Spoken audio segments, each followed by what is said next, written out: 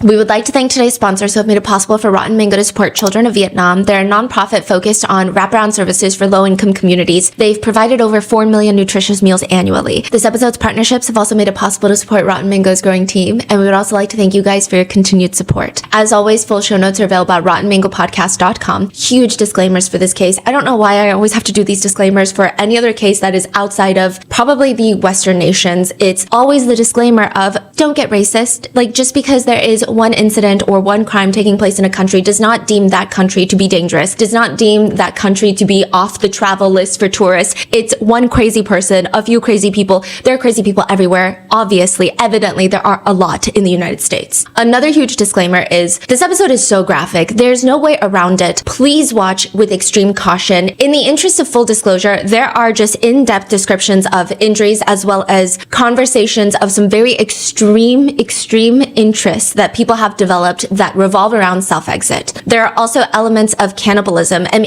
at any given point during the research of this episode, we thought, okay, surely we have reached the rock bottom. Like, it's not going to get deeper from here. Then it would just progress into more depraved activities, and then it would just progress even more. So I would just be careful. And speaking of research for this case, none of this research would have been possible without a massive online anonymous group of internet detectives. They go by OSINT on Facebook and on Twitter. They have compiled a 100+ page dossier PDF document detailing every aspect of this case. That document was then translated into English, and it is a really well done investigative piece that I think is a pretty exhaustive overview of everything that has transpired thus far. And I would say they may be the only reason that this case got so much attention on a global scale, and perhaps they may be the only reason that there was an arrest made recently. Oh, arrest was made. Yeah.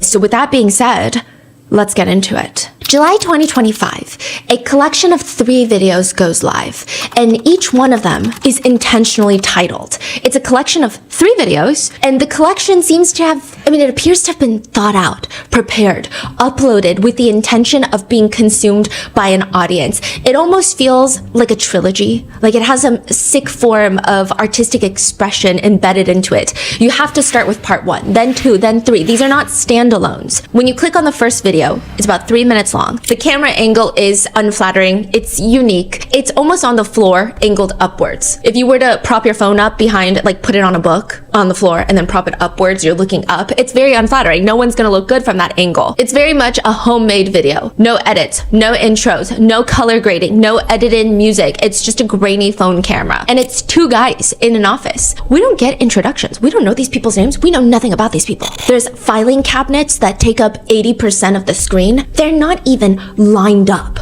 No one thought, hey, before we start the video, let's just make it less crooked. It's completely misaligned. There are 3 depressing plastic houseplants on top of the filing cabinets.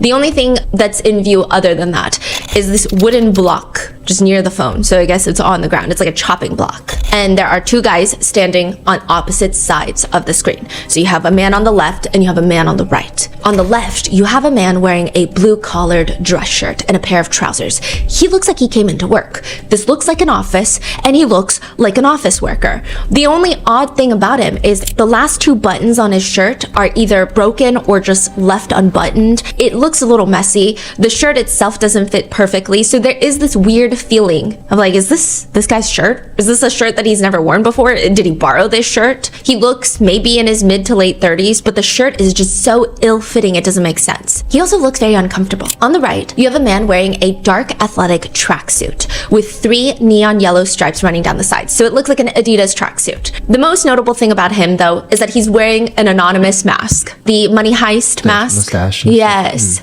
Now, contrary to the other guy, the masked man's body language is very confident. He looks like he's in his element. Like he looks like he's been in this office for a lot longer. The masked man is messing around with some rope, and the office man kneels down right in front of the camera, in front of the wooden block. So he's facing the camera, facing the wooden block. And the masked man walks behind him, fussing with this rope. And it looks like he's tying the rope around the office man's ankles, and the office man is just letting this happen. He's not fighting back. He does look nervous, but he's not saying no, stop. He's not even trying to move away. He's just letting himself get tied up. He doesn't look like this is surprising. Like no communication, no talking? Yeah, I mean, at certain points, they do eventually start communicating in Vietnamese.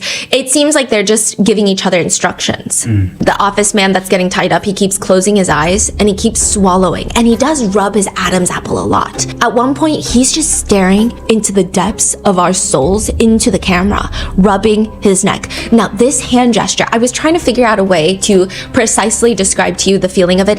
It doesn't look like he's nervous in rubbing his neck. It almost looks like something is bothering him about his neck, or he's thinking about his neck in some way. It's not like the anxious, like, oh, I'm so stressed, I need to rub myself and self-soothe. It's like he keeps looking at his neck, extending his neck, touching his neck. I see. The masked man finally gets up and starts roughly unbuttoning office man's dress shirt from the back.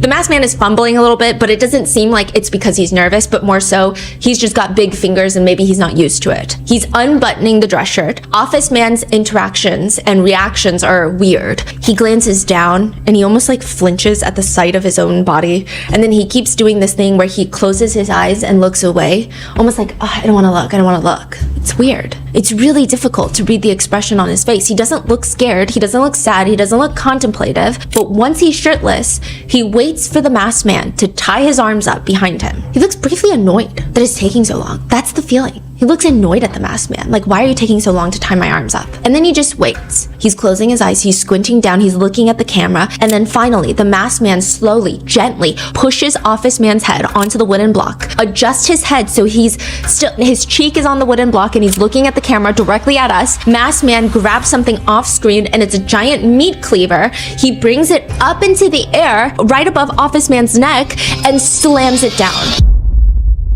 And stops right before it makes contact. And then right, left, he starts doing a sawing motion, but just in the air, half an inch above office man's neck. Then he lifts it up once more and then he brings it back down, stopping again, right before making contact. I don't know if there is like a viewfinder on the camera where office man can see what's going on, but he's looking towards the camera lens, almost looking at whoever is watching. He kind of closes one eye like he's winking at us and he's like focusing, but the rest of his face, he doesn't seem to be having a good time. He doesn't look like he's enjoying this. He's just watching with this very contemplative look on his face as masked man over and over and over again just brings the meat cleaver up and then slams it down before making contact. He never touches him with the meat cleaver. He just does it again and again and again until finally the office man, still shirtless, he gets up, he's still on his knees, he lifts his head up from the chopping block. The masked man is standing right next to him and he just leans his head against the masked man's stomach. And the masked man starts comforting him, kind of Just rubs touching his head? Yeah, kind of rubs his head almost in like a little hug, and they embrace a little bit. And that's it. This office man is embracing the masked man who just 2 milliseconds ago was pretending to chop his head off. And they're kind of caressing each other, but I will say, the way they caress each other does not feel familiar. It doesn't feel like two people who are very knowledgeable about each other's bodies, who have intimately been together. It just feels slightly awkward, which perhaps makes this entire situation even more strange. And then the video ends. That is the very first video in the trilogy, and it is titled Rehearsal. Rehearsal as in when you really want something to be done right, you do a practice beforehand, like a wedding rehearsal. Then what are they practicing for? The second video in the trilogy will be named The Execution. And this time, the meat cleaver will not stop before making contact. There will be no comfort, there will be no caressing because one of the two men will be dead. Which begs the question, this rehearsal video, is the office man being forced into filming it? Is this part of some sick murder where the victim has to practice being killed? Like how some people have to dig their own graves before they're killed? Does the masked man get off on this? Or is the victim performing a genuine practice round for his own murder? Have you ever seen something and you thought, okay, that's probably illegal? That's what I thought about most gore websites. I mean, it sure is a lot of things, but apparently illegal is not one of them, unless it crosses into the territories of involving children, terrorism, propaganda, or real life depictions of intentional homicide, like first-degree homicide. Technically, if you have a drunk driver killing someone on the street and you upload that as gore, a lot of that is going to be protected by protected speech. But if you have a knife-wielding man intentionally murdering someone, that is iffy territory. Huh. it falls into protected speech, which is why at one point there was this massive subreddit called r/watch people die, where you don't just watch someone die, you watch someone get mauled, crushed, exploded, disemboweled, and then die. And at least 500,000 people were subscribed to this subreddit. They wanted to, watch people die. They wanted to see criminal organizations skin people's faces off. So that was another weird thing. For some reason, just first-degree homicide, where you are in a room with someone, I guess decapitating them, that is considered typically illegal video. But if you were to film a terrorist organization skinning someone's face off, or like a cartel killing someone, that is typically protected speech. Wait, why is that? Nothing ever gets done about it. I guess you could argue it's political. I guess you could argue it's news. I don't know. Because you do see a lot of murder, but it's not the interpersonal murder that a lot of people think is the only way to kill someone, like a couple killing each other. It's always some sort of organization. Right. People like to see it. I mean, some people like to watch people die in explosions or being slowly crushed by a massive crane, or terrorist attacks from at least 50 different angles are on there. You can see everyone's faces pretty clearly, and it's very graphic. Nothing is censored. And in 2019, the subreddit gets banned. Interestingly, people were upset. They argued that okay, fine, the subreddit is bad. This is their argument. Question mark, the subreddit is bad, but not as bad as other subreddits that actually radicalize people with hate. Some people say, hey, I was on that subreddit out of morbid curiosity, and I actually think that it helped save lives, because some people would be on that subreddit and they would be planning some crazy violent things, but they would see violence in real life and not in a video game and not romanticized on movies, and they would see real depictions of violence and decide maybe that's not what they want anymore. Others say, no, I skipped all the terrorist videos. I would just watch the ones involving car accidents or work-related accidents, because I'm a blue-collar worker and I feel like it's a good reminder once in a while to, stay safe, not drink and drive. It just reminds you that you're blessed and you can have deep introspections about life while you watch somebody else get crushed by a cyber truck. That was the argument. I don't know if that argument is sound and valid. Some say it was more like a challenge, like see if you can handle it. It's a little strange, but I just want to know if I'm capable of doing it. It does seem like there are levels to people who watch gore. You have the casual gore consumers, which I don't even know if you could call it that. It's probably everybody watching this video, myself included, in the sense of you see something blurred on Reddit, the accompanying post title is something graphic, and for some reason you're like, I really should not click on this, but why is it blurred? And I can see some of the shapes in the blurring, and now I feel like I need to see it. So then you quickly click unblur, and then you regret it for the rest of the week. That is the casual gore consumer. Then you have the more seasoned gore consumer. They're subscribe to subreddits with gore. They will seek out gore. They'll think about it once in a while and they'll go Google it. Then from there, you start getting into very scary waters. People who need gore, who get off on gore, or a lot of the times the gore threshold starts getting elevated. They need more and more to reach whatever point that they're trying to get to, whatever thrilling point of ecstasy that they're trying to reach. These are people that are willing to pay and test the limits of the legal system for their pure consumption of gore. These are the types of people who would willingly join the forensics group. The forensics group is probably the least visually graphic of all of the groups on Telegram. Let me break it down for you. You have the regular group. This is a very famous Chinese Telegram group that Vice News infiltrated. The regular group and the premium access group. The premium access group has been around for 4 to 5 years. So that's the thing with Telegram group chats where you're sharing illegal videos, is that a lot of the times they'll disappear, they'll make a new one, they'll disappear, they'll make a new one. But if you already paid for one and then it disappears a month later, then you're shit out of luck. That money is wasted. Now you gotta go pay to join another group. So this premium access group, they brag about the fact that it's been up for 4 to 5 years. So it's very stable. That's how they market it. Stable premium access group. There's no reason to believe that that group will be shut down anytime soon. Then you have the Ice Love group. What's the Ice Love group? Anything related to dumping bodies, body detachments, necrophilia, that's in the Ice Love group. Why is it called ice? We don't know. Oh. Yeah. But if you want to skip out on all the blood, if you don't like all the gore and you just like dead bodies, the forensics group is where you want to go. It's, quote, pure, clean bodies, mainly mortuary footage. Welcome to an underground snuff film Telegram group in China. This is where the Vietnamese Butcher videos start circulating in early 2025. Pay per view in the form of an extensive video package, photo package, 11 separate videos, 98 separate photos that you can either purchase limited access for around $100, or you can get the full package, unlimited access to all 11 videos, 98 photos for $600. So you mentioned 3 videos. They have more videos that they're posting. I see. 11 videos. It's not until 6 months later that the shortened videos, just 3 of them, start circulating online on a public website called Watch People Die. Not the subreddit, but there's a whole website where you can see things that your brain probably never will be able to forget, and then you'll have random thoughts of the imagery out of nowhere when you're trying to enjoy it like a nice sunny afternoon. That's that website. So they start posting 3 of them. The disclaimer on this website, watchpeopledie.tv, is when you enter, this website is exactly what it says in the name. This is not a pleasant website. The content is tragic things happening to real people with no filters. This is horrific to see and frankly should not be seen by anyone. However, it is legal and we believe in allowing it to be seen and shared by adults as a result. It goes up and the 3 videos, the first one being rehearsal we talked about, and the caption along with the videos, the 3, just reads, "Man has his very last before he dies." Then you click on part 2 of the trilogy, arguably the most viral part, the execution. So you have rehearsal, execution, and the 3rd installment is titled The Butchering. Execution, the 2nd video starts in a bathroom, not the office, but a random bathroom.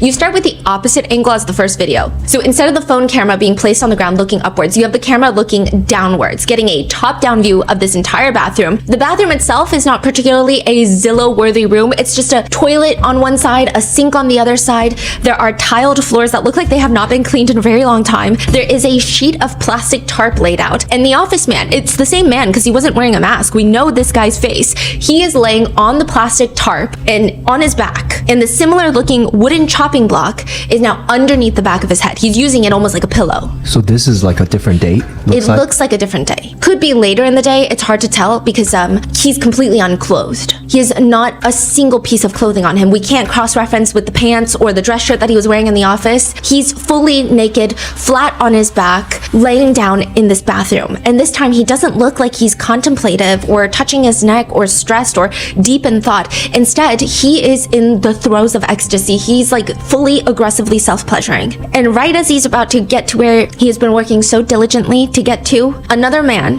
who we can assume to be the masked man from the first video, comes into the frame fully nude as well. He brings up a similar meat cleaver from the first one, except this time the meat cleaver does not just hover over the office man's neck. It doesn't stop. Instead, it comes down with a clean chop at the office man's neck. Now, I don't know if it's the sharpness of the meat cleaver or the way that our bodies are built. The masked man has to make a few more precise, powerful chops before he then just takes it upon himself to fully drag and rip off, Oh my gosh. All the while, there's just like so much blood under the office man on the plastic tarp. It's incredibly graphic. The only saving grace, if there is any to any of this, is that the camera is further away. It's a top-down view, and if you really try to convince yourself, you may or may not be able to successfully convince your brain that this is just another horror movie. This is like a gory horror movie. This is CGI. This is not real blood. It's something else that's happening. But then the video cuts to another angle, and this time it's like a B cam. It's off in the corner, and it's like you're laying next to Office Man. And he's still alive. And it's a full replay, but from a close side-up angle, very close to the office man's face and neck. And you can see every single bit of it in replay. It almost feels slowed down, even when it's not, because of the graphic nature and just how up close things are. And then the camera goes back to the top angle, where you see the masked man that now people have dubbed the Butcher. And he starts dissecting the office man, cutting straight down the center vertically. And he just starts methodically disassembling a human body bit by bit, piece by piece. I mean, body parts are being taken apart like a Lego, just chunk by chunk. Organs are transferred into buckets that are put into like a water bath. Limbs are placed into pots. You can see pictures of small pale body parts arranged on plates with chopsticks resting on the side. There are other pictures showing full-on cooking. The creation of a human soup finished with healthy superfoods like goji berries, red dates. There's another dish that resembles curry. Part 3 is the butchering. It shows more in depth of the disassembly process. The private parts of the victim are arranged on a fresh, clean plate like a Thanksgiving dinner. The centerpiece is the decapitated head. At one point, the victim's private parts are inserted into the victim's head. It just, along with other general depraved acts. There are some people online who state that they saw a video of the butcher placing the victim's head into a boiling pot of water like a giant meatball. However, that video has not been widely circulated, so at this point it's debatable if it exists, but I don't think that it would be surprising if it did. The way that this victim is meticulously taken apart, and the way that even the execution is carried out, it does not feel like someone's first time, which makes people suspect initially that this butcher is a butcher.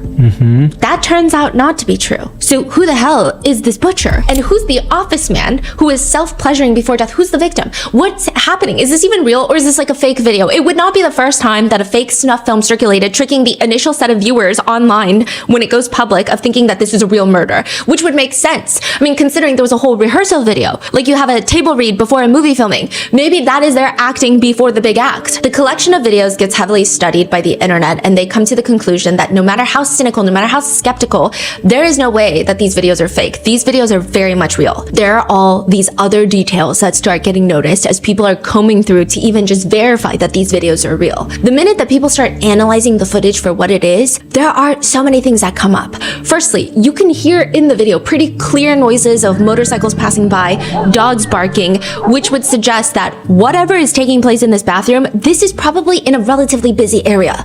It does not appear to be in the middle of nowhere. Are we to assume then that this is taking place in the middle of a busy residential neighborhood? One comment online reads, "I've watched this video over and over, and when I listen, I could hear the motorcycle was really loud, and it wasn't going slow either.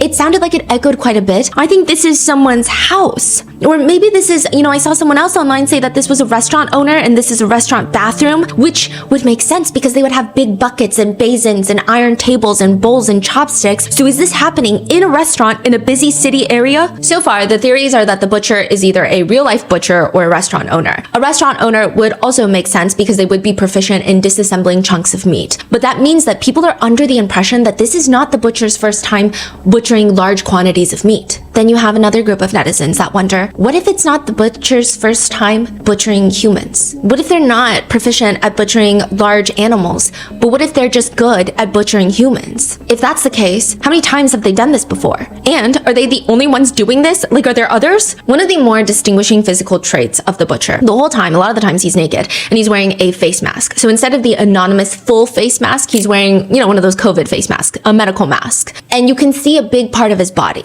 There is a tattoo on his arm, and it reads, "That day, 139. What does that mean? Do we know? Is that just a random number? Is that some sort of initiation? Is that some sort of code? Perhaps that's the day that he's initiated into this line of work, when this life begins for him. Some say it's shorthand for 13K, which 13K somehow relates to the price of butchered pigs on Vietnamese social media. So perhaps he is a real-life pig farmer, pig butcher.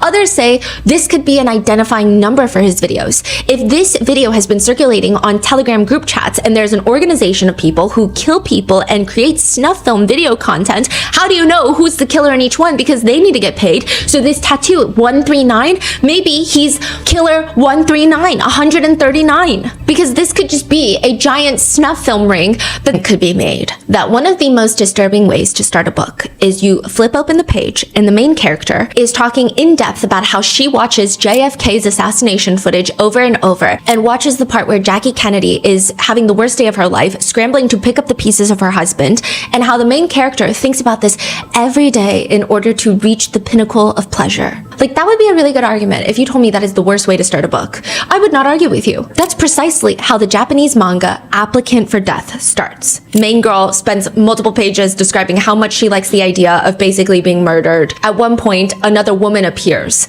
I don't know who this woman is, but she starts rehearsing how it will be done. And the main girl reaches the point of sheer happiness that none of us could probably relate to.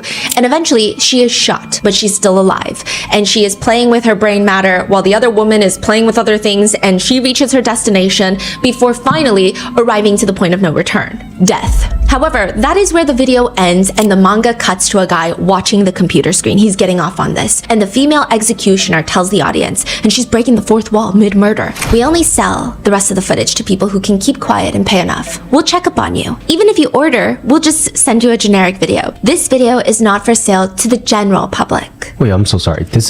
We're still in the manga right now? So in the manga, a guy is watching this girl doing all of this on his computer screen.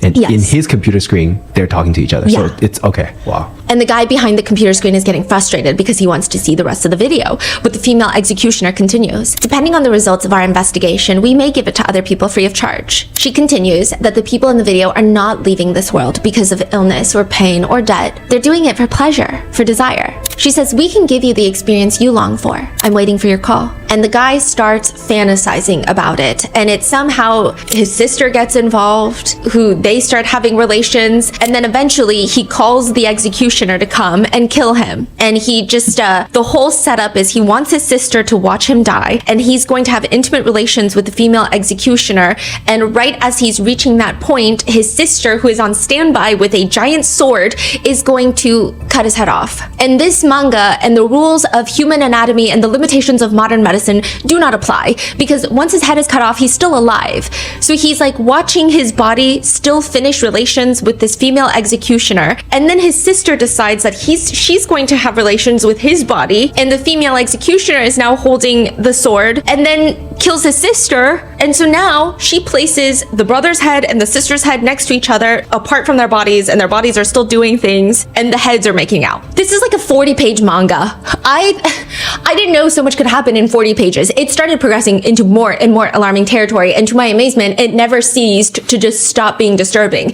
This was translated into English. This was also translated into Vietnamese, and we know this because there's an online content forum that primarily focuses on posting brutal sexual content, and it had posted, "Applicant for death. The manga gets translated from Japanese into Vietnamese," and the poster writes, "Translated per the request of Mr. Dat beheading. The internet will soon uncover that Mr. Dat beheading is the office man in the Vietnamese Butcher videos, the one who was killed." So he specifically asked for this Japanese manga to be translated into Vietnamese. Okay. Do we know if it's real? That was a real thing before this whole thing blew up. I see. So people went to the backlog and found this history. He has an extensive history we're going to get into. And I think a lot of that begs this big question in this case that I don't necessarily think is a question, but a lot of people have posed it, which is, what exactly are we allowed to give consent to? What if someone wants to remove their leg in a safe manner? There is a real condition called BID. It's where someone with healthy limbs feels a profound feeling and belief that they need to amputate, typically a leg or both legs or perhaps an arm, in order to feel whole. They feel that these limbs are healthy, yes, but they're foreign. And every second that they live with this foreign limb, it drives them insane. But you can't just amputate your leg in the kitchen and hope for the best, which is where the debate comes in. How much are we allowed to have control over our own bodies?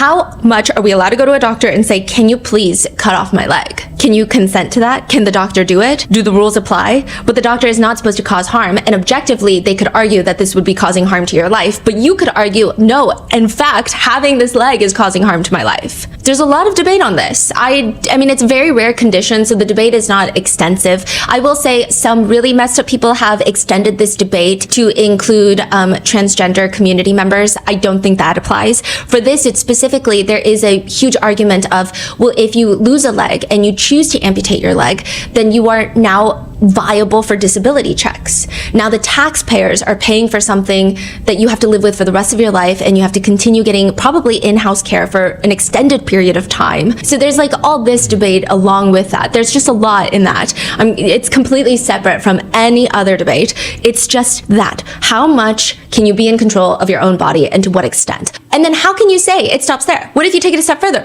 What if you just don't even want your leg to be gone? You want someone to eat it, and you consent to it, and you find someone who also consents to eating it. Is that a crime? What if in a hypothetical world, there are no quote-unquote victims? You sign a waiver that you will never sign up for disability checks. You sign a waiver that you will never ask the government or the community members for assistance. And you consent that no one will ever see this footage. No one will ever know what happens. You are privately in your own personal home. You cut off a piece of your thigh and you give it to your beloved significant other for them to consume for dinner.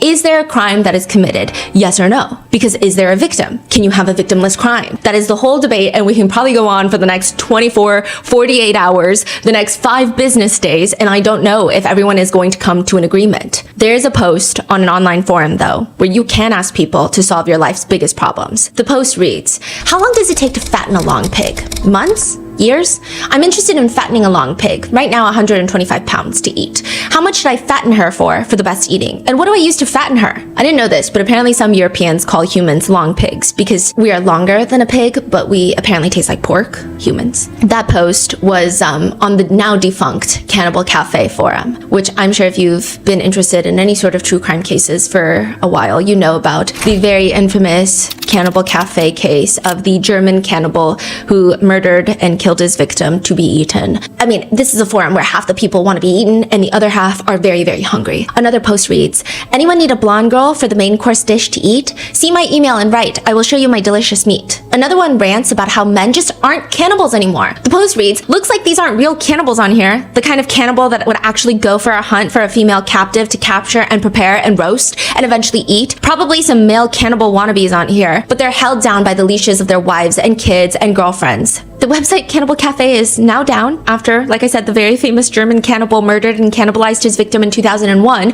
That's where they met. But one would have to assume that this has to be a very small portion of the population that's interested in this. But it's a lot more than you would think. One post on Reddit reads, I'm a girl with cannibalism fetish. Ask me anything. The top comment is, so is it you eating other humans or being eaten by other humans or both? She responds, good question. It's primarily me eating other people. The idea of other people eating me is pretty unsettling. Or I'll oftentimes fantasize about feeding my boyfriend to other people, and occasionally it'll be me cutting off his limbs and forcing him to eat his own limbs.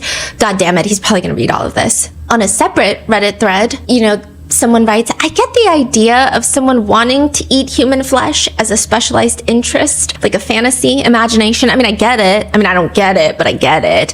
Quote, I understand the appeal. Like, I don't like it, but I get where it's coming from, just like any other crazy thing, okay? So anyway, I made a post about cannibalism some time ago. I deleted it, but I got a DM from a really weird guy, and he somehow assumed that I had a cannibalism fetish from the post, which I don't have. And he said to me something like, he's so unlucky because none of the woman he meets likes cannibalism, and he would be willing to travel to me to be cooked in an oven and be eaten by me. He even described how he wants to be served and what foods he wants to be paired with. He said that he wants to be a human pig and cooked like a pig. He eventually started sending me pictures. I didn't even want to look at all of them because I was disgusted. Anyway, is that not fucking weird? I just don't get what could be the possible motivation or appeal of being eaten. That is a post on Reddit. One response puts it pretty simply. It's just about being predator and prey. That's it. But that doesn't stop people from looking into this Vietnamese butcher case. Like I said, the Facebook group called OSINT and Cyber Investigations in Vietnam, they kickstart this entire investigation, and the only other clear indicator in these videos that made public was that it was most likely filmed in Vietnam. The language being spoken is Vietnamese between the victim and the butcher, and they take it upon themselves, this Facebook group, to investigate. At this point, the police are not investigating. Nobody is, except OSINT. And they're the ones that released this 100-page document into the whole world that's translated into English. So the first order of business is finding who the victim is. That's probably easier because somebody is gone. That means there must be others who are looking for that person, posting missing persons flyers. It's harder to find a killer. It's easier to find a missing loved one. His face is out there, right? Yeah, that's the logic. So OSINT starts looking into forums in Vietnam that have to do with wanting to be consumed, wanting to be killed. Yes, they went through the missing persons thing. They didn't find him. No one was actively searching for him. So they start going into these beheading forums with extreme interest. And in one of them, they find someone that looks like the victim. And he gives his phone number. And using that phone number, they're able to find different accounts on different platforms. And one even lists his birthday as March 10th, 1989. Whoa. So now we know that this victim is 36 years old, which tracks with his appearance in the videos. And all of his accounts have some variation of the username DAT, DAT, and beheading. And out of all the websites that we've talked about in this episode, Motherless is probably one of the worst ones. You can't even link Motherless on Reddit. It's banned. It's not just a shitty place to go. There's speculation that because of the sheer amount of illegal content that was allegedly posted on there, that the FBI actually uses it as a honeypot, meaning the feds are most likely monitoring it, and anyone who visits too often and searching the very specific videos are potentially being tracked by the feds. It has been uncovered that the victim had a Motherless account where he would share a bunch of photos and videos that revolve around the themes of cannibalism and being beheaded. AI-generated clips of hooded, masked men tying up women and using sharp objects on them to eat them. And from there, the online detectives just continue to dig, and they find out the victim's full name is Wen Xuan Dat. So that is DAT. So it's not like in English where it's like that beheading, but instead of THAT, you use DAT. It's just part of his name. Wow. But Wen is what we're going to call him. Wen goes on to create multiple different accounts to join forums to talk about this final fantasy where he is going to be beheaded. A lot of his accounts were created back in 2019. So this is like a 6-year endeavor that he's been on.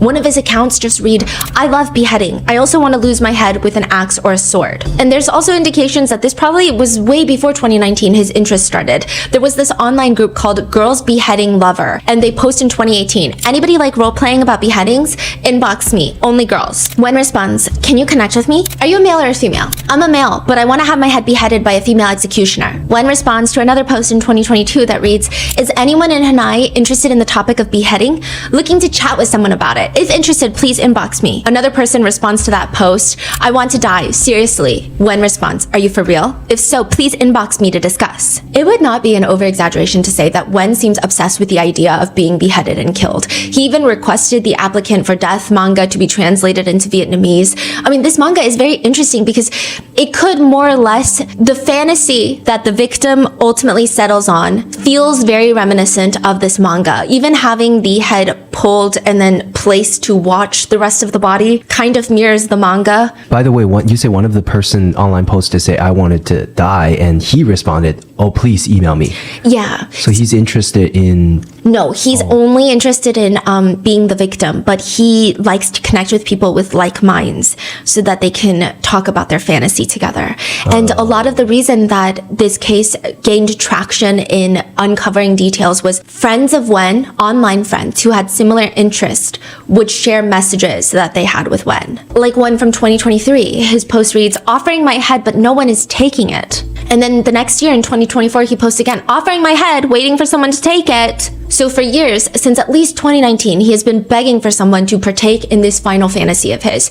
But it's not until January of 2025, this year, he gets someone, last year, he gets someone to do what he's hoping for. Wen posts on Facebook, 3 hours left until the execution. So yes, the internet, the netizens, they find the victim, but that's not enough. They need to find the killer because the killer could be finding their next victim. They could be doing this for money. There could be multiple people who have gone missing that nobody is looking for that they have done the same exact thing to. So even though they found Wen, they still have no idea who the masked man, who the butcher is, and they need to comb through all the evidence. He's wearing a blue face mask in this photo where he's holding up Wen's head, severed head in the mirror. And you can see his eyes, eyebrows, his forehead that's showing. He looks middle-aged. He clearly has a receding hairline. He has distinct scars on his eyebrow area that netizens have pinpointed, analyzed, stared at, studied. He's also shirtless. You see that a good chunk of his torso, he has a very stocky build. He's got a birthmark that goes near his armpit on one arm. Then on the other arm, you have that tattoo, the distinctive, that day 139. That's it. How are they gonna find the butcher with just that? And they need to find him quick because it seems like the butcher has taken over Wen's account on Facebook and is looking for new victims, is now messaging Wen's friends who have shared interests, asking them questions about their fantasies. Oh, so now he's active. He's active. On Wen's account? Yes. Huh. And other people are coming forward saying, hey, yes, Wen had this fantasy, but he was not doing well. Like, he was clearly a victim. One alleged friend of Wen's, we're going to call them friend number 1, posts a screenshot of messages that they had with Wen before his passing. And Wen is messaging, not only am I ugly, but I'm also full of diseases. I can't afford to live freely like a normal person. I have to depend on my parents for the rest of my life. I mean, I'm completely useless. What other choice do I have? I truly am a prisoner of my own fate. If it wasn't because of God, I would have met the end already. I just want to meet someone that once we become close enough, they would just kill me. Wen writes again, I want to meet someone who can me and then kill me right after, which has netizens thinking, at this point, the butcher should have just helped Wen. Instead of killing him, he should have just gotten him help. But the most interesting thing to come out of this, the most valuable piece of information, is people start messaging this person asking for more information about Wen. Like, if you were that close with Wen, can you tell us anything else?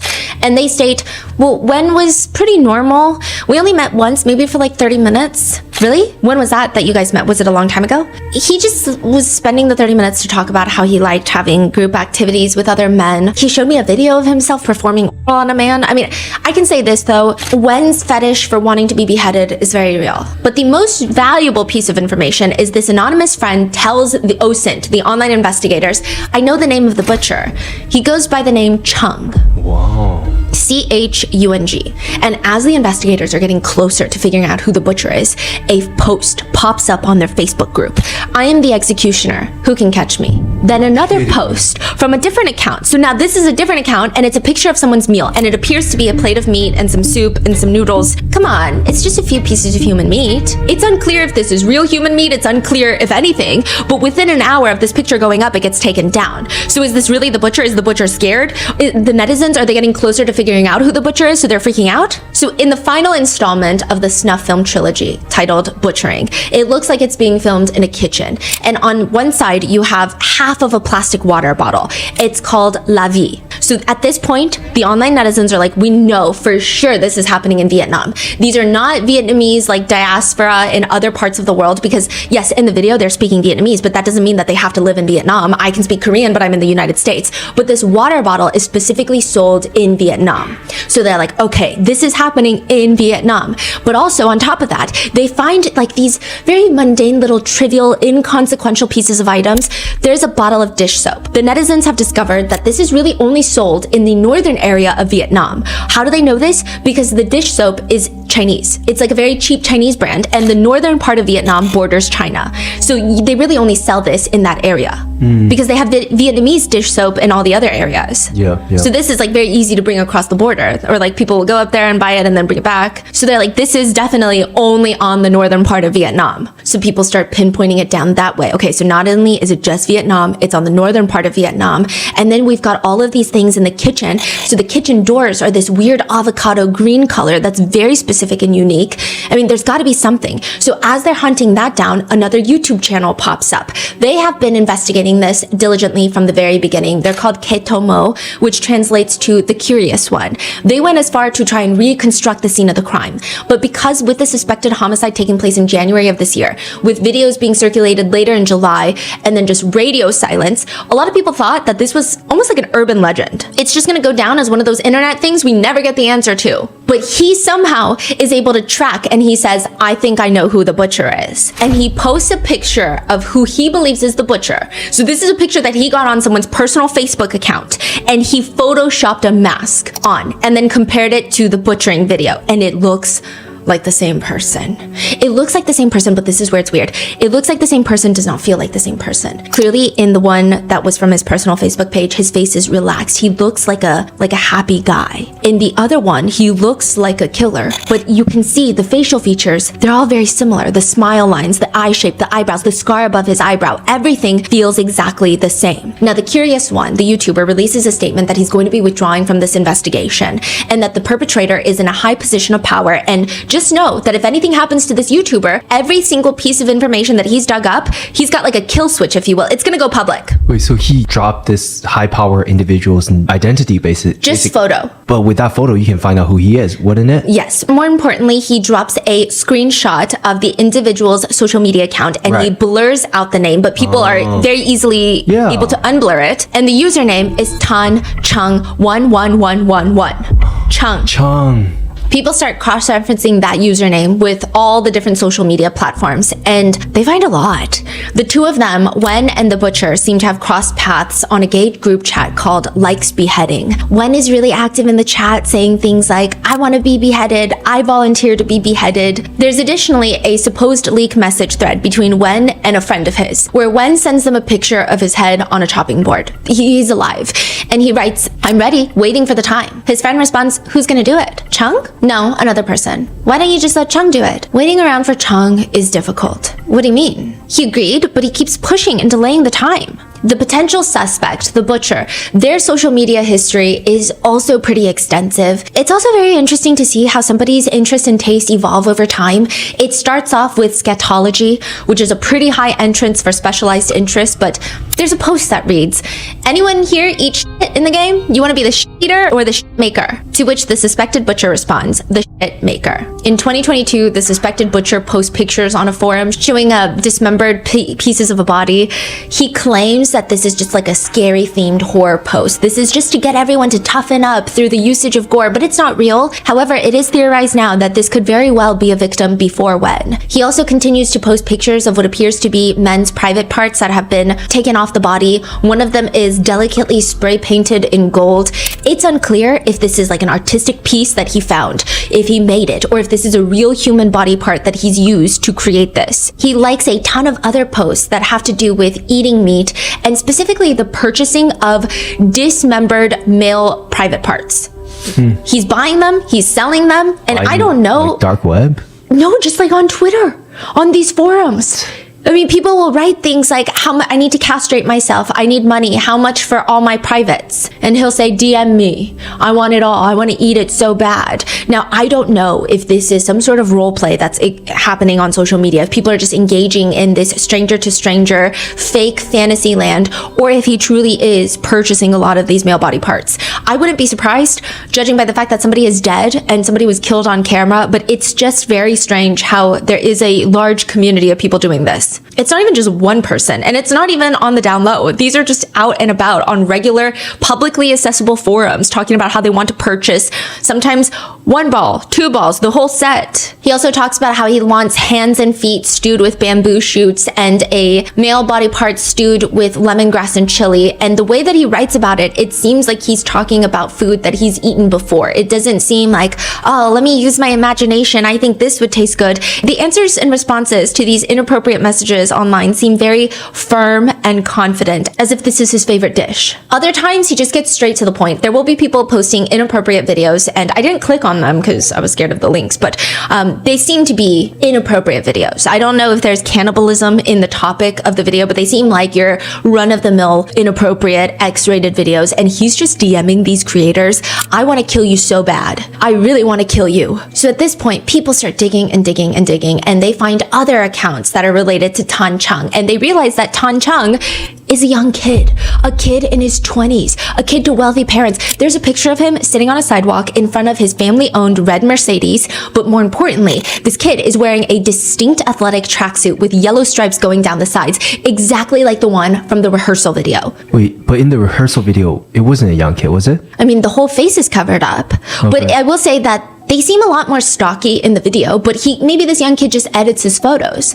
But the frustrating part is, in the other 2 videos, the execution and the butchering, you can clearly see that this is a middle-aged man. This kid is clearly not middle-aged, so how can they be the same person? But if it's not the same person, how are there so many similarities? Someone drives by the house that Tan Chung apparently lives in, this 23-year-old, and they take pictures as they're driving by. And right outside, you see a pair of slippers outside the front door. The butcher is seen in the video wearing the exact same slippers. I mean, maybe it's a very common pair of slippers, but still, all of this is just a growing list of coincidences, but still, it doesn't answer the fact that there's no way that a 20-something-year-old is also a middle-aged man at the same time. OSINT does more digging, and they notice that with every platform that Tan Chung is on, there is another account that is always closely associated. And it's not like they're always interacting, but they're always following each other on every platform. Doan Seng. They go to Doan Seng's account. This is a middle-aged man with a scar above his eyebrow and a big birthmark on his arm. Doan Seng resembles the butcher, at least to the best of netizen knowledge. So how is it that everyone originally thought that Tan Chung was the butcher? Are there 2 butchers?